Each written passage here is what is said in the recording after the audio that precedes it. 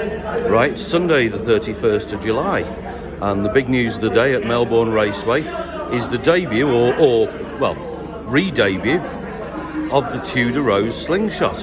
And with me here, I have Rich Lyons, one of the trio of the people responsible for bringing it back. Morning, Richard. Good morning, Dave. Yeah, well, there's a hell of a lot of people responsible for bringing it back.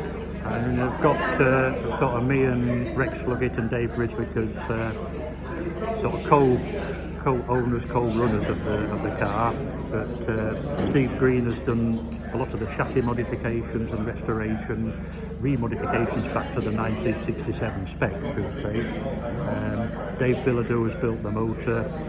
His brother Scott has done the paint on the panels. Rex's niece Diane has done the logo and the lettering. Prestige Plating at Barnsley have done the front end chrome. Polish Peter over at Hull has done the nickel plating in the cockpit. Steve Cook over at Barnsley has restored the upholstery for us. So restored, so that's original. It's original as far as we know, yeah. Well, now you'll have to tell us a bit of the history about this, because it's before my time and whatnot. But before your time? Yeah. I wasn't even a cheap night in when this was racing first. Yeah, well, Rex Sluggett and Dennis Priddle built it in 1967. Yeah. They only raced it for a year in '68, but during that year they took the standard start quarter mile record up at Elvington. Obviously a two-way record over the same quarter mile. Back there and back, sort of thing, yeah. And then they had a pretty big fallout at the end of that, and I don't think they've ever spoken since. Oh, right. And did I know Rex Sluggett's emigrated? Well, he was living over in the States at the time. I believe he was working with Talking Flat. So they actually, when they got together, I don't know how they first met, but when they got together, Rex brought a Keith Black Hemi over with him. Yeah. Hand luggage. Hand luggage. And they ran it like that. And they say then when they had the fallout, Rex took the motor back to the States, and they've never really spoken since. Right, okay. But Rex has been very instrumental in finding the major parts. Rex still with us, of course. Yeah. Of course, yes. Yeah. He's been over 77. 77, I believe, yeah. He came over about 5-6 years ago because I got the chassis in my barn and I was going to start to restore the car as we ran it with a 350 Chevy in it.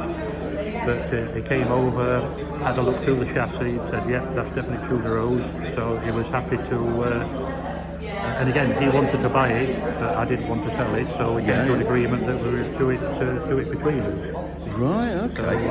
So, he managed to sort a genuine Keith Black Hemi out of a drag boat, which is apparently sunk. Oh, right. As they do. Yeah. He also found a genuine 49 olds rear axle that had already been narrowed at a swap meet there. Wow. And when we offered it up, or when Steve Green offered it up to the chassis, it was though it was made for it. It fit. Well, I suppose it was possible that it was. Well, no, because the original one, I believe, came out of Danny Ongaias's Hawaiian. You know. Supposedly. Wow. Yeah.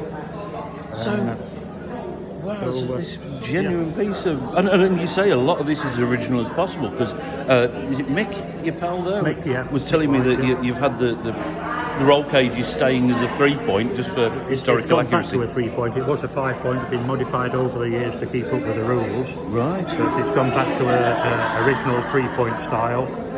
Obviously, a lot of this is taken from photos, because photos and Rex's memory. Yeah, That's the only way he could do it, really. So, I mean, again, Mick was saying that he'd been through a few hands since 1968, one of them being Tony Beadle's. Do you know the whole history of the car? Not the whole history, no.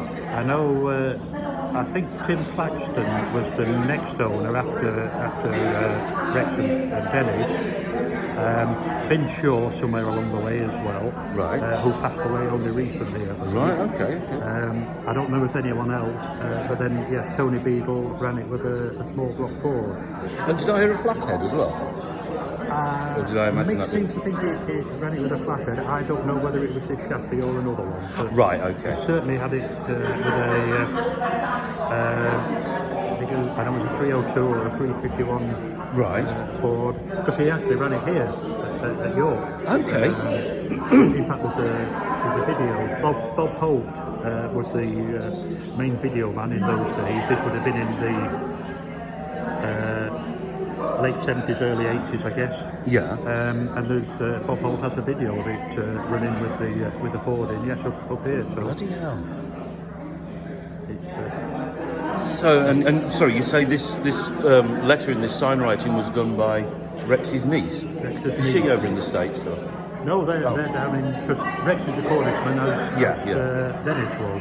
No, they're still down in. Oh, in right, Kent. right. Yeah, because he said down south. I didn't know whether he meant Yeah. South America or South here. No, they came up and brought took Rex back to them from us. Right, In right. Cheddar before they went back a week or so ago back to the States. Right, so fantastic. So, yeah, how long have you had it then? Well, because you got it as pretty much just a bare chassis, Well, didn't you? the three of us bought the rolling chassis. We saw it up for sale, advertised, I believe in Street Machine, as you would have Right, okay. It was the early 80s sometimes, and it was advertised as being available at the end of the season. Yeah. So Mick contacted Tony Beadle, rang him up, and he says, well, it's available now, because we just put the rod through it. Oh, God. So I've just ruined it. So, So the sales been moved forward. Got the rolling chassis, complete with the old caravan chassis that it was on, Oh, yeah, yeah. and the mini light wheels, which is... Oh, yeah, you said that. Mini lights, which are, as you said, probably worth more than... Yeah. And we had been running a 3-litre Capri with ex-Steve Tidswell, and we ran that for a year or so until it almost fell to bits. The springs had come through the boot floor, so we decided it was time to go. Yeah. But we took the engine and box out of that and put it in the chassis. Ran it for a year like that, and then as you do, after the first couple of runs when you're terrified, the last couple of runs we want to go faster. Yeah. And we went on to a 400 Chevy, small block Chevy. I bought it as a box of parts really, and put it together. Had a lot of fun with that. Then we got the 350, and again we threw a lump out the side of that. And then we bought a Kenny Coleman that he'd actually built for Supergas, 500 horse small block Chevy. Yeah, yeah. And with that, we managed to win the RSC, RAC, MSA National Championship twice, runner-up once, and then we won it twice. Wow, in what class was that? Anything. Oh, was it the speed trials? Unlike now, I think it's just, is it Pro Mod? That's I think was the only MSA It class. was anything, and you had to do various rounds, about 6 rounds. 2 up here at York, 2 at the Pod, 2 at Avon Park. Right. And we took the trouble to go to them all. Yeah. We didn't win them all, but we went to them all, and we managed to win it twice. So went down to Pall Mall to the RAC club in Pall Mall, and I know one of the times we were there with. Forgot his name. The guy that anyway, doesn't matter. But one of the other people that we were there with, we didn't know at the time, but I was looking through one of the old programs the other day, and it was all classes, all to motorsport that were presented that evening, and there was a young man, 8-9 years old, that won the cadet kart championship. Yeah. A young man by the name of Jensen Button. So that's how long since it was. Blinky blimey. Okay. So yeah, the when Jeff Hauser it was. Jeff I think he was either second or third when we won it, I think. there you go. Oh, Jeff will remember that. Yeah. So you've had it for a while. You campaigned it for how many years? Probably around 10 years. Okay. Up to about 92, 93, so it's best part of 30 years since. Yeah, yeah. And yeah, we had it together, and then Mick's boss, Mick worked for a transport company, Masters in Barnsley, and they sponsored us. right. And we stored it in the transport company's yard in a container, brilliant. so we could put the trailer with the car on it in the container, lock it up, and it was safe. But Mick had a bit of a fallout with his boss and decided he was going to leave. But he thought, knowing his boss, if he told him he was leaving before we got the car out, the car might not come out again. Ah, right, okay, So, yes. That's Mick over there expounding, yeah. So we, the only way we could store the car, because I was farming and I had no room on the farm because it was harvest time and there was no empty barns. The only way it could be stored was to put the engine in Paul, Mick's brother's basement. The chassis went into Mick's garden under a sheet, and it stayed like that for 3 or 4 years. Oh, wow. And anyway, in the end, I bought the other two out, but they couldn't fall out. And, collected all the bits, brought them over to our farm, and with the idea of restoring it. And these things, as ever, take several years of standing and looking at it and scratching your head. That's it. Yes, estimate how long it's going to take and then ignore that number. I did make a start. I got the chassis sandblasted and painted.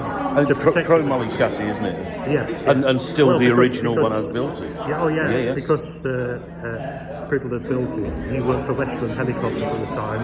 So right. It was all aircraft quality. Got you. And so on, And I got the front end chromed as well, re-chromed. Because that's another story. The front axle was actually black at the time. It had been chromed. Right. But one of the meetings at the pod, there was another car in front of us that started up, but unfortunately it was in reverse. Oh, right, okay. It came over the front end. Anyway, they paid for a new front axle and new front wheels. That's pretty decent. So that part possibly not original but other than that. The front axle isn't original, but everything else is. Yeah. So fantastic. Rex managed to find some genuine Holly brands from another swap meet at the States. Good grief. Although it does say that there should be a Goodyear Blue Streak rather than M&H Race Masters, which stand a little bit taller. Okay. With next to no ground clearance at the moment. Any bouncing, we could be leaving the trailer wall. Oh, right, that close? Oh, crikey. So Steve had to take a wedge out of the sump oil pan. Right. To get any clearance at all. But it's still low. No kidding. Fantastic. So this is the first time it's been on display, if you like, for... The first time it's been on sort of public display. We did take it to our Jaguar Club meeting last week. Oh right, Just unloaded it and stood it in the car park. Yes, the first time it's been on show with people that know what it is. I'm having that. And already there's been a load of people who know exactly what it is. And it's fantastic. So I saw you had a video of it firing off, and it is, sorry, it's methanol, isn't it? It's never been a fuel car. It's never been a fuel car, no. That's it. And I heard he fired it up, was it at EDA or something? It's fired up at EDA for the first time in this configuration. Yeah. And then we fired it up at home, again with Ben's help, getting everything set up and so on. So yes, it runs very nicely. Needs work on the clutch at the moment. We think it's configured wrong. Right, okay. Haven't tried anything yet, so... Has it actually moved under its own steam? Right, okay. No. So, and I mean now, I don't really even see it's been piddling down all morning. I think it's actually given up now. Are you planning on firing it up today? Well, to be fair, because of how methanol works, and this is the first time I or Mick have had any experience with methanol, everybody says you need to drain the fuel system. Yeah. Which was drained. Yes. So, at the moment, it's just got a pint or so in petrol in the tank. Yeah. Just to ensure that it's not methanol sat with the aluminium. Of course, it'll leak through it, yeah. So, I don't know. We might just even get into the start line. I mean, put you back in the trailer, taking it around, taking it out of the trailer. Oh boy. And so, I mean, he says you're not planning to race. Well, you can't race. It's no longer legal for. Well, I know it wouldn't tag for classes, but would it go in wild bunch or anything like that? Or Would you want 800 horsepower in a 55-year-old chassis? I think that's wild bunch, isn't it? Hence the name. But No, also. I don't think so, and I think it's too fragile. Knowing what the chassis was like before it was sandblasted, it sat in the garden for 3 or 4 years. Right. Okay. I think no. So it's going to be a sort of gonna be maybe a cackle car or a cackle car. right. Yeah. Maybe a quick burnout if we sort the clutch out, but that's as far as it will go. If your foot slips off the clutch, sort of thing. Yes. Oh wow, that is fantastic! I'm so pleased to see it, but I'm so pleased to hear all the history behind it, and also to see how many people know about it. Yeah, It's still so fresh in a lot of people's memories. So there you go. Yeah, so considering it's 54 years since it appeared in this configuration, yes, It's wearing it well. It really is. And just a quick word about this engine. Then you say it was built by Dave Billardy. Dave Billardy, yeah. I believe he knows a thing or two about no-cars. Apparently, yes. He just built it up with a 4-barrel carb just on petrol. Yeah. And up at Ben's on the dyno, it made 580 odd horsepower. Just on a 4-barrel, no blower. Yeah. No, So with the fairly blower and healthy. the injection and the methanol, estimate 800-ish. Which is not messing around at all. No. And what's the blower? Looks fairly capacious. It's a 671. 671, really? Yeah. Wow. Okay. Yeah, I which don't is know what it would have had at the time. I thought that looked huge. Shows you what I mean. Hillborn hatch, Yeah. but it would have had Endeley injection originally. Yeah. This is Kinsley. Well, this is. Modern one. I don't know. We can see it padlock down there. It wouldn't have had the electric starter on. It would be the push bar on the back and a plank on the top of on the front of the Land Rover. Yeah. And as somebody else has pointed out, it wouldn't be air equipped either. No, possibly not. Although I suspect that's some bloody cheap insurance, whether it's historically accurate or not. That's it. You've got to have a bit of a compromise here and there. Oh, definitely, yeah. But yeah, sounds absolutely fantastic. Happy days. So when's the next trip out for it, or is it just as and when you can do it? As and when, really, yeah. Don't know. We'll have to see. Well, I'm sure you go down a storm at next year's Dragstalgia, perhaps. Yeah. Well, hopefully we can make sure everything is up and running correctly in the clutch department, and because again, you don't want to be playing about like that in full view of everybody. You want to do it on your own, make sure everything's right first before it comes out. So. Oh, that's brilliant.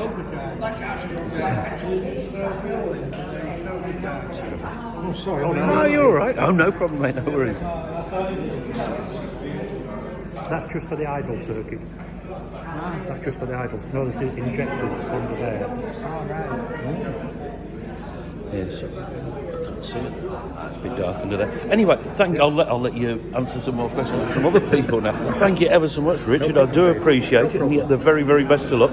Delighted to see it out. Thank you very much. You're welcome.